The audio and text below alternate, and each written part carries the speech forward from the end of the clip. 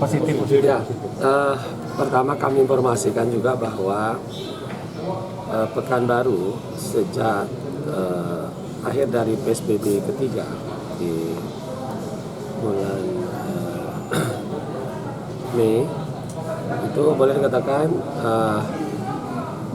masyarakat Pekanbaru yang terjangkit COVID itu sampai 2 hari yang lalu itu tidak ada, lebih 1 bulan. Kemudian juga pasien yang dirawat juga 3 minggu kosong. Kemudian dalam minggu terakhir ini ada 4 kasus. Pertama ada kasus impor dari Natuna. Ini mereka hanya tes di Pekanbaru, tetapi karena positif di dalam hasil tes sehingga dia dicatat di Pekanbaru. Alhamdulillah itu pun juga sudah sembuh setelah dirawat. Kemudian berikutnya kasus dari Batam, seorang ibu-ibu dari Batam, dan itu juga alhamdulillah sudah sembuh. Kemudian sekali lagi itu hanya tercatat karena dites di Pekanbaru positif dan kemudian dicatat di Pekanbaru. Kasus keempat ini adalah pekerja dari Lampung. 3 orang pekerja dari Lampung bekerja di Pelalawan, kemudian tes di Pekanbaru. 1 dari 3 itu positif, dicatat juga di Pekanbaru. Nah, itu tadi 3 kasus sebelumnya itu adalah impor. Kemudian yang karyawan sebuah bank BUMN tadi, ini sebelumnya itu juga impor. Seorang karyawan mereka yang berstatus kependudukannya ada di kota Batam. Nah, kita nggak tahu sebelumnya, waktu sebelum dia ketahuan reaktif dan positif, ini kita juga nggak tahu apakah ini yang belum kita dapat tracingnya dia di mana sebelumnya. Tetapi yang kita tahu bahwa pada saat beberapa hari yang lalu sebelum beliau pulang ke Batam, rapid test di sini itu reaktif.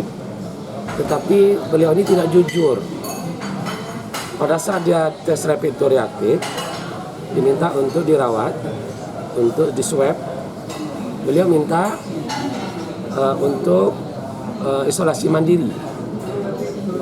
Oleh teman tim kesehatan kita membolehkan untuk melakukan isolasi mandiri sambil untuk menunggu di swab. Ternyata beliau tidak isolasi diri, tapi justru cari jalan secara ilegal untuk pulang ke Batam. Bisa dipertegas Pak, karyawan BUMN, Bang BRI atau Bang apa? BRI, Bang BRI Pak. ya, BRI Pasar Pusat. Jadi kemudian sampai beliau di Batam, kemudian di rapid test di pelabuhan reaktif, kemudian di swab positif. Maka dengan informasi beliau tadi itu positif, di tracing ke Pekanbaru di tempat dia bekerja. Ternyata dari 25 yang dites itu ada reaktif dan positif 3 orang. Dan akhirnya semua karyawan di perusahaan tersebut dilakukan swab. Dan untuk sementara banknya dinonaktifkan dulu oleh pimpinnya sambil menunggu hasil swab dari karyawan. Nah, ini juga yang kita takutkan, adanya rembesan kasus untuk cash import yang tadi, baik yang ada dari Sumatera maupun juga seperti tadi, ini kan artinya dari Kepulauan Riau, berarti 3 kasus, dari Lampung 1 kasus, jadi dari artinya tambahan 3 yang ada di Pekanbaru yang tadi itu adalah import juga dari Kepulauan Riau. Jadi kalau kita dalam kelompokan G1 kemudian menghasilkan G2. Mudah-mudahan tidak terjadi transmisi lokal, ya, G3. Maka oleh sebab itu oleh pemerintah Kota Pekanbaru di dalam masa transisi, dalam perilaku hidup baru menuju nanti kita tatanan hidup baru, kita promotif dan preventifnya itu giat terus kita lakukan. Disinfektan di wilayah-wilayah untuk sterilisasi wilayah yang kita curigai, kemudian juga secara acak ya, kemudian juga rapid test massal dan juga swab massal. Jadi kerjasama pemerintah kota, tim gugus tugas kota dengan tim gugus tugas provinsi, karena yang punya lab untuk swab itu pemerintah provinsi. Untuk hari ini Pak ada penambahan ada anjuran Ya. ke gugus tugas kepada masyarakat yang 14 hari yang lalu yang bertransaksi di BRI, diminta kejujurannya nggak Pak untuk mereka juga melakukan rapid test agar ada jaminan bahwa mereka tidak. Ya, kita sudah menghimbau kepada masyarakat nasabah, ya kan, dan juga teman-teman kawan-kawan dari banyak kan itu 100-an orang lebih total karyawan. Ini juga kita menghimbau untuk kesadaran sendiri untuk melakukan tes diri, rapid test. Nah, bisa juga ke pemerintah kota, ya kan? Bisa juga untuk mandiri di tempat-tempat swasta yang berbayar. Sekali lagi, kita minta kepada seluruh lapisan masyarakat, tidak hanya yang cash tadi, untuk selalu jujur, ya kan? Kalau ada indikasi diminta untuk isolasi, mestinya jujur, karena ini kan untuk menyelamatkan diri sendiri, bukan untuk orang lain. Selamat dirinya, selamat keluarganya, dan juga orang lain. Tapi kalau dia nggak jujur, yang jadi korban bukan hanya diri dia, tapi juga keluarganya dan teman-temannya beserta masyarakat sekitar. Pak, untuk hari ini ada penambahan Pak. Kita jam 5 nanti informasi, belum ada, jadi belum ada informasi. Dan kemungkinan juga yang di swab masal kemarin, hari ini akan keluar hasilnya.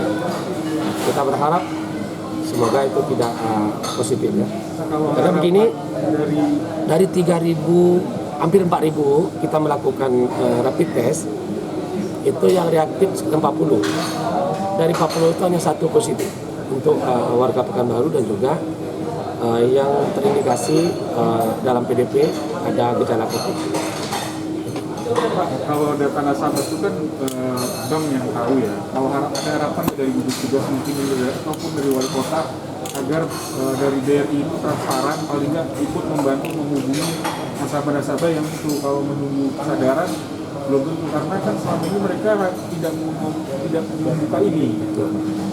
Apa harapannya ke BRI sendiri dalam kluster ini nggak terlalu meluas lagi? Ya benar, tadi saya katakan tim gugus tugas khusus bidang kesehatan itu sudah melakukan strategi, ya kan, dengan pimpinan bank dan juga para karyawan.